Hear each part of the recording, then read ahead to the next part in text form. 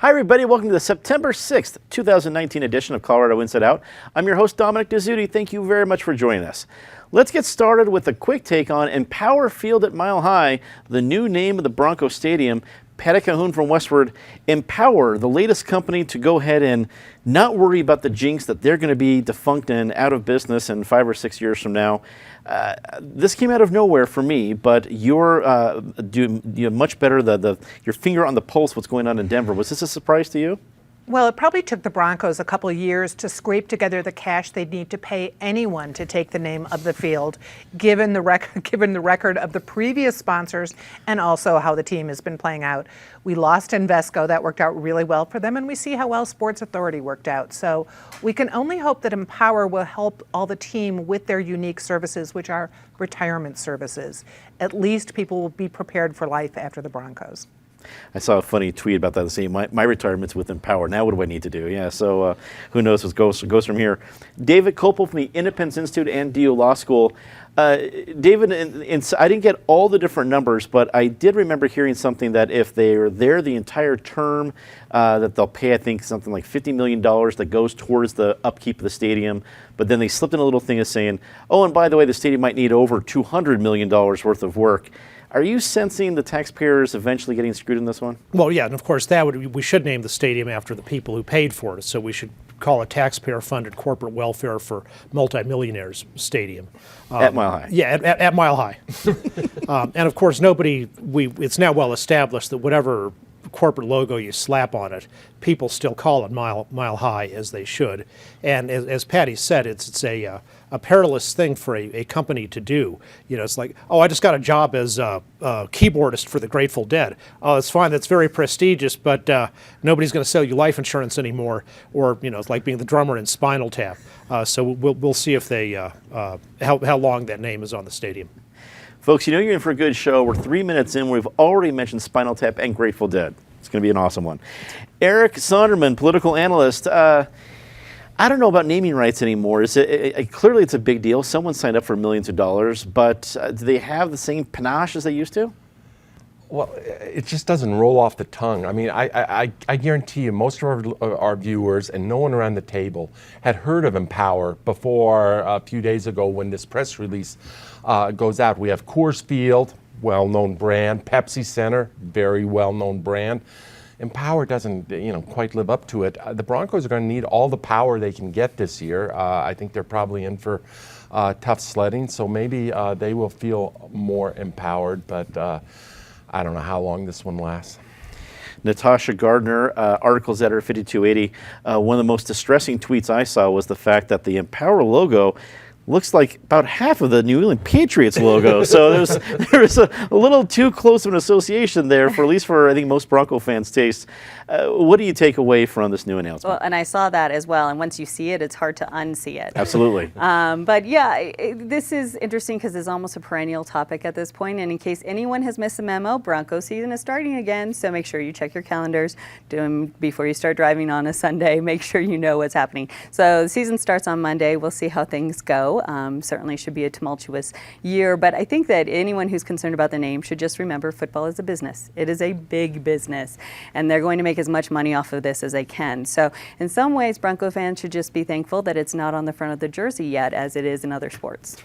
That's a good point. I think you're prognosticating the doom there appropriately. That's a good point.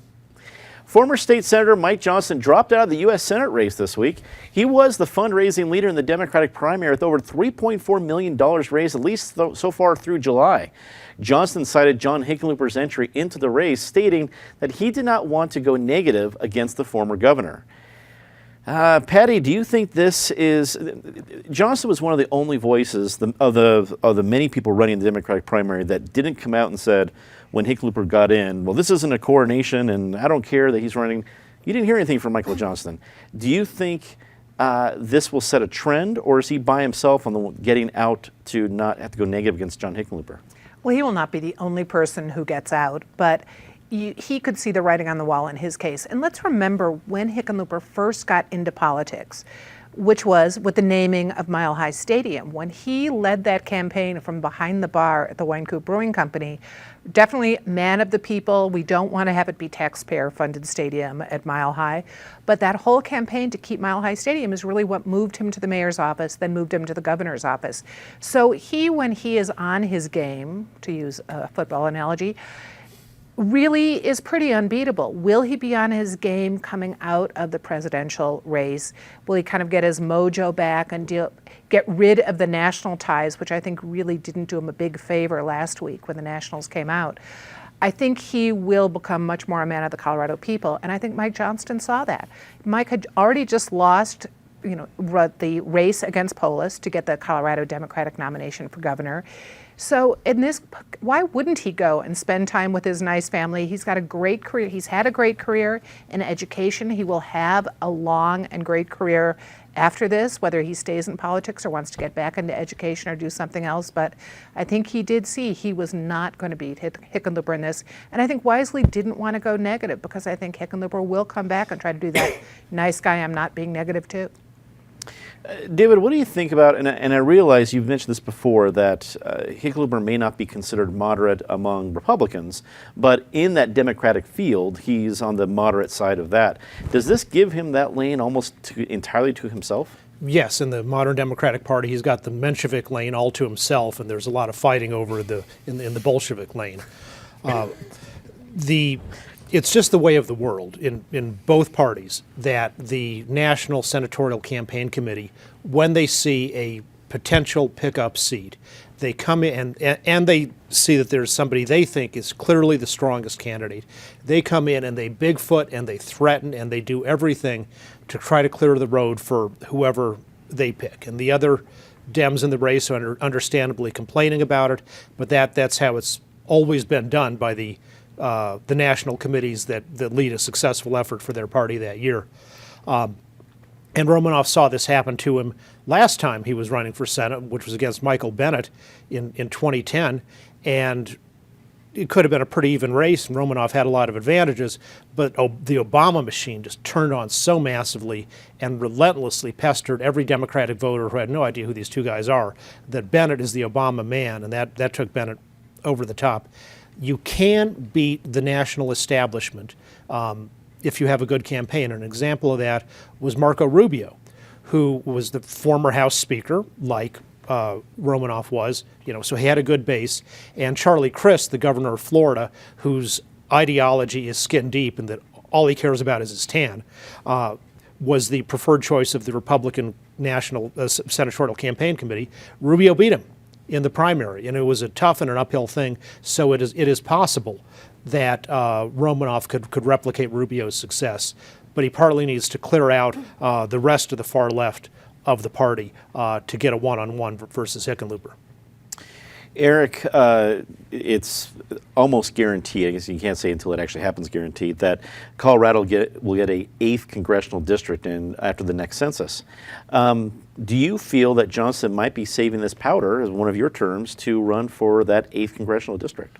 I'm sure it's on Mike Johnston's mind. I don't think we've heard by all means the last from Mike Johnston in a political sense. It depends where that 8th district gets carved. It's going to be somewhere Denver, south suburbs of Denver, etc. I'm not sure it will be created for Mike Johnston. I think there's every chance it might be created for somebody of the other gender, maybe a minority female, whatever. I think there are other names probably higher on the list than Mike Johnston.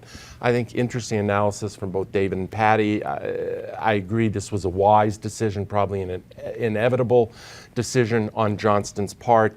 He cannot afford a second loss in short order, because then your political career is really probably over. And he certainly could not afford a second loss in a primary. He couldn't afford to lose 2 primaries back to back. It will not be the last withdrawal we see. I think, there was a treasure trove of talent, and there is a treasure trove of talent left in that race. And some names from John Walsh to Alice Madden to Dan Baer. Obviously, Romanoff. I don't know who's going to stay and who's going to get out. My prediction would be this thing David mentioned 2010 with Bennett and Romanoff, and I think it could come down to something like that, with Hick and Romanoff, with Romanoff being being the hard left, Medicare for all in on Green New Deal kind of candidate that really, makes liberal hearts go pitter-patter. Hickenlooper occupying much more the centrist, so to speak, and establishment lane. And my guess is the outcome would be the same as in 2010 when Bennett beat Romanoff, and that Hickenlooper may well beat Romanoff with a few other candidates occupying the margins. Natasha, how ugly is this going to get? I mean, Mike Johnston's decision was really based on, I don't want to go negative, but with all these different people and folks willing to go into a further end of a spectrum, progressiveness-wise, do you think it's going to get pretty dirty? Well, it kind of depends on what you describe as dirty. Is this dirty on a personal level, in which case I think Coloradans have shown little appetite for that sort of politics. But if dirty includes going after Hickenlooper's record as both mayor and governor and raising some questions about decisions he made, I think that's a different conversation. And I think that is going to happen very quickly. It already has started on some level. And as these candidates have more and more opportunity to debate, that's what the conversation is going to focus on. If anything, I think people might bore of that, of having to talk so much about what Hickenlooper has done. And so I think candidates who can also focus on raising questions about that, but also bringing up what they want to do instead, what they might have done in that position as well, is going to be a more robust conversation for Colorado in general. But let's keep in mind, we are still over a year away. We are a long time away from the primary. What I find fascinating is that we live in a political cycle where this is such important news right now because people obviously care. So if it's going to get dirty, yes, I think that's a possibility, and it's going to happen earlier than I think perhaps ever before. Freshman member of Congress Democrat Jason Crow has his first high-profile Republican challenger, Steve House. The former state chair of the GOP announced his bid for the Aurora area congressional seat this week. Before Crow was elected, Republicans had held the seat since its inception. David, included with this story, we also have just heard right before we roll into here for our taping on Friday at noon that the Polis recall, shockingly, was not able to find 675,000 signatures, so they came up short. Between the Polis recall failing and, at least so far, the highest profile candidate for what should be the most competitive district for Republicans in Congress, being Steve House, does this tell us more about the state, the condition of the state GOP? Well, I think it first of all tells us that the Colorado Constitution very wisely sets the threshold for recall elections to be quite high.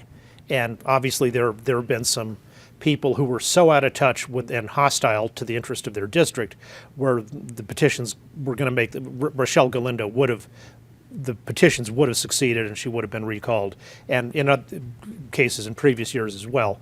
But at the statewide level, getting 675,000 signatures on a mainly volunteer effort would require outstanding coordination among the recall supporters, which certainly didn't exist, and they never really put together the kind of massive grassroots that would be necessary, and that's okay because it should be tough to start a recall election.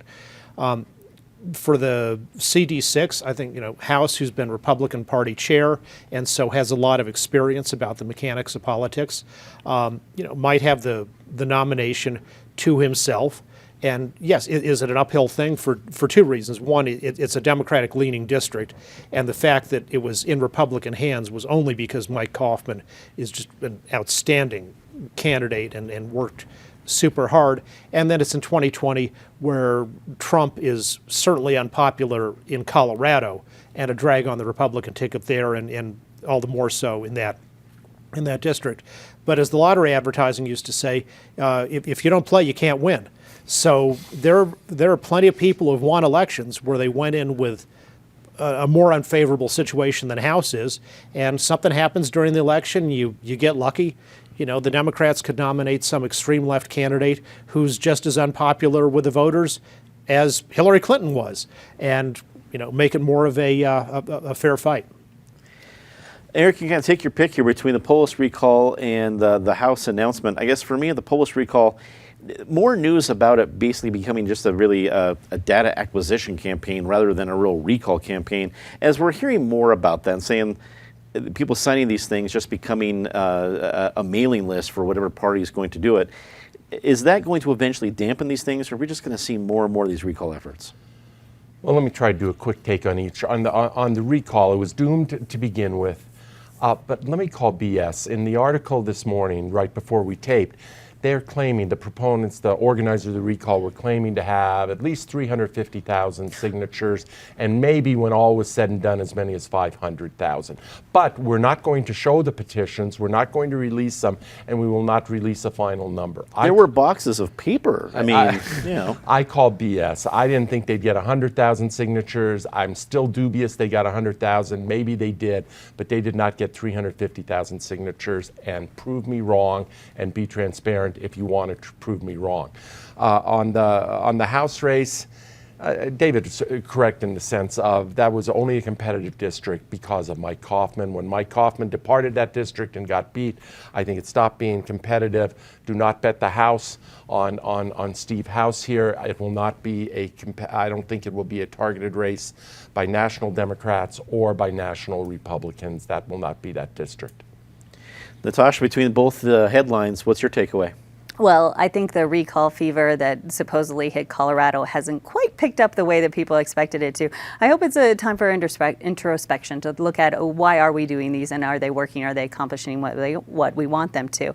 Related to the House district, I spent some time this year reporting in Aurora, and while that's just a section of that district, I think it's important to look at some of the races that are happening there right now. So what might make more sense is instead of looking at 2020, looking at what's happening this fall as they hit into their municipal elections, because that I think will give us some pretty good indication of what's happening in those communities, both in the city council race and the mayor's race, which Mike Kaufman is running for. That will be interesting to see, and he's running against Ryan Fraser, among others, right? Mm-hmm. Should be interesting to watch. Patty, wrap it up for us. Choice between Polis recall and the House announcement. Where do you go? Well, I'm going to stay with where Natasha was for a while. Aurora has become such an interesting city politically. You've got some young renegade council members. They went renegade even before we had people going rogue in Denver. They are bringing up really tough issues like the whole GEO issue, the ICE detention center, where we're seeing protests. There's going to be one later this month. There was one over Labor Day. We're going to see more before the election. Kaufman will be getting in there. There are going to be a lot of strong debates and issues coming up in Aurora, and I think that's going to flavor what happens in 2020 in CD6, and I just don't see any way House is going to pick up any steam against Crow, who's gotten a pretty strong headwind. As for the recall, those Polis people, the recall Polis people, were the loneliest people in Colorado over the last month. I don't think I ever saw anyone approach them. On Tuesday, the Adams County Board of Commissioners unanimously approved a 1,000-foot setback for new oil and gas wells. Adams County is the first local government to take action under the new local control bill passed by the state legislature in April. Eric, is Adams County an anomaly, or are they a trailblazer? More trailblazer than anomaly. I mean, you're not going to see this in Weld County and some other places that are much more oil and gas friendly, but it will not be confined to Adams County. I am personally shocked here. I thought Governor Polis, when he signed this legislation, didn't Polis suggest that this was the end of the issue and now it was going to be peace and harmony on the oil and gas front? And obviously it's not peace and harmony. There'll be litigation in Adams County. I assume we will have an oil and gas and a repeal of 181 or quasi-repeal of 181 measure likely on the 2020 ballot. That will be a huge free-for-all fight. A year from now, it is certainly not the last word. And the Democratic Party and, it's a combination of the Democratic left here who really doesn't believe in oil and gas development with a heavy dose of NIMBYism. If you're immediately affected, that I certainly understand. Natasha, what do you think about Adams County's role? Because they're kind of a swing county when it comes to the metro area. That used to be Jeffco and Arapahoe, and they're there to a little bit of degree. But Adams County is the one that could really flip back and forth. But this was a 5-0 unanimous decision to double the setbacks from 500 to 1,000. Did that surprise you at all? Well, I think their constituents are probably speaking pretty loud and clear for them to have that decisive of a vote, and that's why they made the vote that they did. What I think is interesting is that we went from the possibility of sort of having blanket controls across the state, and now we're going to have a situation where we might actually be creating jobs in the oil and gas industry because they're going to have more people in local municipalities trying to fight these regulations. Now, how long that would last, I don't know, but that's going to be very interesting as this plays out across the state, because I think we're going to not have one or two models, we're going to have many models, depending on what each city or our neighborhood looks at and says, yes, I want this, or no, I don't, and it should be this many feet or that many feet. I think the measuring stick is going to be very different from community to community. You know, one of those voices that was arguing against this was an alum on this table, our own Dan Haley, who's the chairman of the Colorado Oil and Gas Association, who said that these ideas were outside of the purview of the law. And we'll get into the legal argument with David. But Patty, what do you think about the reaction? Or is this going to trigger more things? Is this going to be an idea that other counties take advantage of? Oh, absolutely. And we've already had other counties take a look at it, but it's just not on their agenda as quickly. Boulder County certainly has been looking at it, not the way Weld County is. It's the anti-Weld County. But in Adams County, fracking and drilling has come so close to so many residential areas that you can see why it's absolutely on residents' wavelength. One of the other things that is going to become more important is these commissioner roles, council roles, as people decide they can take some control, whether it's going pro-gas and oil in Weld County or much more likely anti-gas. But we will absolutely see a repeal effort for 181 in 2020. And I think it'll be more popular and certainly better funded than the recall Polis. David, as I say, you are an esteemed lawyer at the table. Is there a strong legal case here for folks like Dan Haley? Dan Haley wouldn't say that unless there was at least a respectable legal case. But we'll see what happens on that. I just think the Adams County Commissioners should be intellectually consistent and non-hypocritical, and they should start spending their own revenue to pay for all the unemployment insurance and the loss of good-paying, high-quality, blue-collar jobs, which they've just devastated in the county. And if they're so leave it in the ground and all anti-oil and gas, then stop buying it. Stop buying oil and gas that comes from Weld County, where they don't have a 1,000-foot setback. You know, they're very hypocritical in saying, oh yeah, we're going to continue to consume stuff produced in other places. We just won't allow it to be produced here. Go live on the oil and gas that can be produced with your ridiculous and extreme conditions and see how you like it. It's time for a very, very part of the show, Disgrace of the Week. As always, Ms. Calhoun, please start us off. Well, the continuing decimation of the media business is an ongoing disgrace. Congratulations to the Colorado Sun for making it for a year, but it is ironic that this also marks the end, basically, of the Colorado Daily, which when we started Westward was a robust, independent college paper that did great journalism out of the University of Colorado. It's been absorbed by Alden Global, and they are losing their last employee. It might still have the name out there, but it is not going to be the same paper. Absorbed by Alden Global? The hedge fund. Yeah, that's just a terrible cursing to any sort of media company. David. Presidential candidates Beto O'Rourke and Cory Booker are saying they want people to be forced to sell their guns to the government. But I did a background check on the federal government, and there's a long record of criminal violence against innocent people using guns. And frankly, if you look at the behavior over the years, a lot of mental instability and impetuous, reckless behavior. So I don't think any responsible person should be selling their guns to the federal government.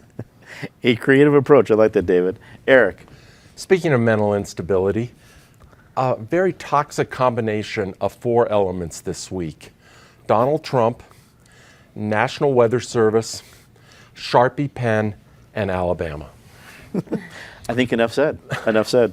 Natasha. That's an ongoing situation, but apparently there's some fireworks let off on top of Mount Evans. Just a good reminder, we are not out of the woods yet. It's a difficult season, always for wildfires, so hopefully that won't be repeated. You think fireworks can be saved for the 4th of July and professionals. You'd like to think that. Time to say something nice about somebody. Patty? Well, Colorado agriculture, which just marked 150 years, big parties at the Colorado State Fair, and our governor has stepped forward to defend the honor of Colorado agriculture first. With the incursions from New Mexico, they're making fun of our chili, they bought ads, they've got billboards in town. Colorado's green chilies are good too. Just go to Pueblo and you'll find out. And Polis also made nice with the Colorado Cattlemen's Association and the Beef Council after a little Impossible Burger issue, and they had a great Kumbaya event this week. David. Robert Mugabe, who for the first time ever did something positive, which was die. He's one of the most evil people in the history of the African continent, mass murdering tyrant with a Korean-trained secret police who turned the breadbasket of Africa into a basket case of starvation. He was no national liberator. He was the epitome of evil. The country would have been a lot better off if he'd never been born and it had remained under British colonial rule. Spinal Tap, Bolshevik, Mugabe. That was a Copel hat trick. Eric. Did David get a dose of caffeine in these cups that the rest of us didn't get this week? He does get a special cup, yes. We talked earlier around the Bronco Stadium about the start of football season, which happens this week. This goes back a couple weeks, but I want to say something nice about Andrew Luck, the quarterback, now retired quarterback of the Indianapolis Colts. He made a mature, grown-up decision of what was best for him and what was best for his family to walk away from the game. He deserves respect for that. And not the kind of booing that the Indianapolis fans gave him on his last preseason game and his last trip to that stadium. Natasha. I'll give Polis another thumbs up this week. You know, as an editor who spends a lot of time agonizing over the perfect headline, sometimes simplicity is good. So kudos on the Office of the Future of Work. It is so straightforward that I love it. What it actually means is probably going to be a whole different kind of story, but well said. And as we come to the end of the show, I want to give a reminder, we are starting off September, and it's going to be a huge month of programming here on CPT 12. Country music kicks off. You're going to see national advertising for that all over the place. You'll be able to watch as much as you want on cpt12.org. Do not miss it. It's going to start September 15th, and you're going to see a special episode, a little bit of a preview in October, of a very special episode of Sounds on 29th that we shot with John McEwen. That's right, with from the Nitty Gritty Dirt Band. That was a really cool thing we just shot last week, and we're very excited to be able to share that all through your support. So if you want to see more shows like that, more opportunities, go to cpt12.org and become a member. For everybody here at Colorado Inside Out and at CPT 12, I'm Dominic Dezzutti. Thank you very much for watching. Good night.